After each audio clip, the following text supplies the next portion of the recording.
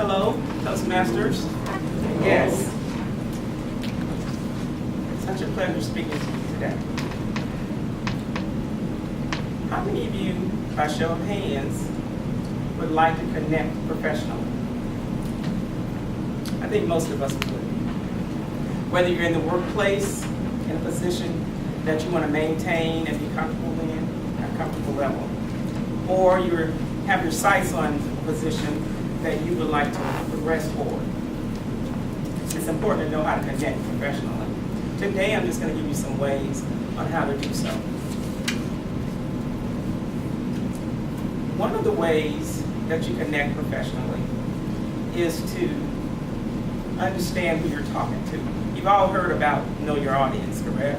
Yes. But when you're talking one-on-one, or whether you're talking to a group, that's your audience. How many of you think that when you're in the presence of others, that's the time that you show your stuff? That you, not so much in an arrogant way, but that you have some attributes that other people do not have. We all have something about ourselves that others can learn from. That's all I'm talking about. I'm not talking about bragging or boasting, just talking about sharing your knowledge, your skills, and your abilities. So the key is to give before you take. What do I mean by that?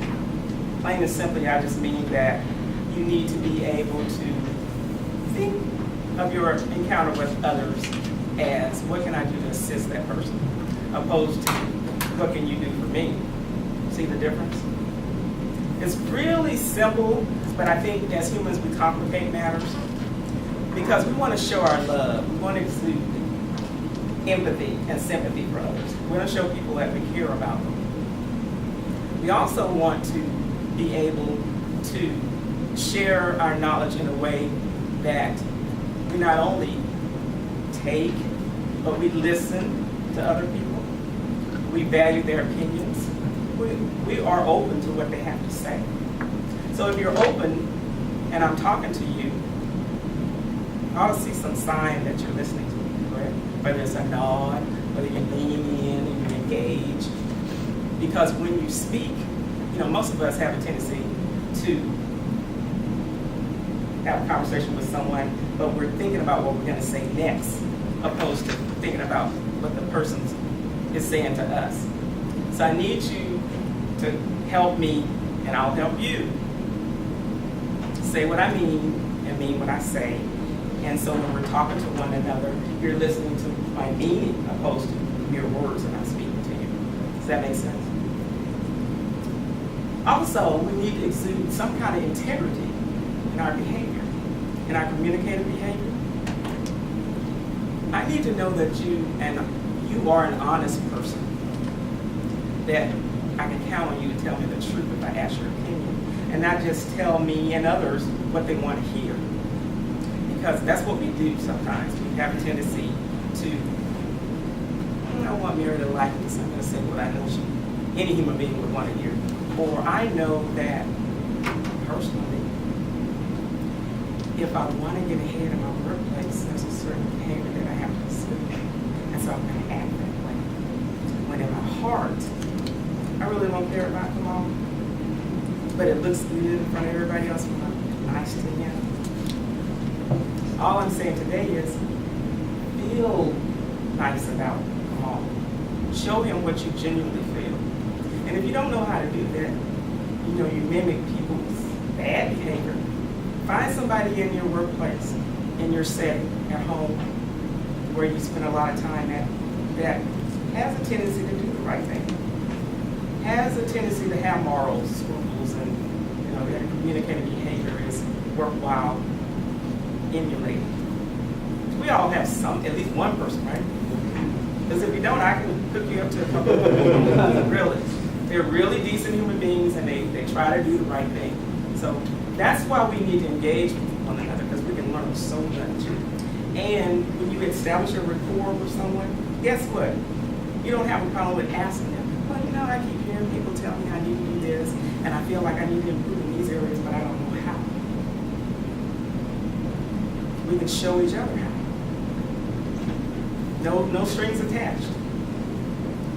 In the 21st century, it seems unheard of when you say no strings attached. You pat my back, I pat your back. We shake hands on this deal, and in the future, if I need anything, I can count on you to do it for me, right? That's what we're used to. That's what we've been exposed to. But it's so much more out there than that. There are folks that busting, almost bursting inside to share with you what they know. All you have to do is ask. Now there's a couple of people like myself, Mark, Matt, everybody in this room that I know, that before you ask, they will say, Mary, I observed you, and I think you need to improve in these areas, which is a plus. Do you pay a fee to get in this room? No, you don't. So you're getting this information free of charge. Give or take a dues or two, right? I just really believe that helping others will allow us to feel better about ourselves. We can always boost our confidence level, right? I really believe that you and I have a lot in common. Everyone in this room. You take time out of your busy schedule, you come in here from 12 to 1 to what? Learn from one another. We have manuals, but the real training takes place right in this room. The eye contact, the listening skills, sharpening your ability to grow one step at a time without feeling intimidated by anybody. And guess what? We can always do follow-up and email. So that the meat keeps going on and on and on for our self-improvement, as well as helping other folks. I had a chance to talk to two friends this week. Friend number one, I called her, and when I spoke to her, she said, hello. Well, that was unusual for her because she and I just chop it up and we just laugh and talk about the silliest things. But that day, because I was listening, I could tell she wasn't in the mood. So all I said to her was, what's going on? What's wrong? Well, I'm just not feeling too well. My son died. I'm having a problem with that. So I immediately listened, heard what she had to say, and realized this is a good time to show sympathy toward how she was feeling, placing myself in her seat. And so she said, I said to her, okay, well, if you need me, call me. You know I'm available, whatever you need. She says, thank you, bye. So I hung up. A couple of days later, another friend called me, friend number two, and said to me, you know, I really have this problem. I studied so hard, I wanted an A, but I received a B+. So I listened to what she was saying to me, and I knew right away there was not an answer I could give her, so this was probably a venting call.